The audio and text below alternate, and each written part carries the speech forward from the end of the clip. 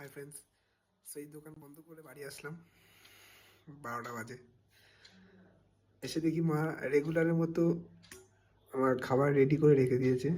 আজকে রুটি আর খাসির মাংস রেডি করে দেখি ঢাকা দিয়ে রেখে দিয়েছে থালা, আর সালাদ আছে সাথে।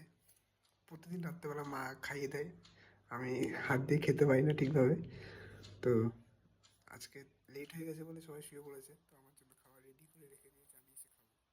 সত্যি এই যে শান্তিটুক, মানে সত্যি মানে এই শান্তিটুক আমি তোমাদের সবাইকে বলে বোঝাতে পারবো না যে কতটা শান্তি। তোমরা একবার দেখো থালাটা, এই যে দেখতেই পাচ্ছ মা কি সুন্দর সাজিয়ে রেখেছে আমার জন্য। তো চলো এখন খাওয়া যাক। তোমরা তো সবাই খেয়ে দিয়ে শুয়ে পড়েছো, তো আমি এখন খেয়ে নিই, খেয়ে দিয়ে শোবো। সকালে আবার উঠতে হবে, উঠে আবার দোকানে সেই শাটার তুলতে হবে। তো এখন রুটি খেয়ে জোর বাড়াবো যাতে কালকে সকালবেলা শাটারটা তুলতে পারি। ঠিক আছে, না পারলে তোমাদের ডাকবো, তোমরা এসো। তো টাটা, গুড নাইট, শুয়ে পড়ো।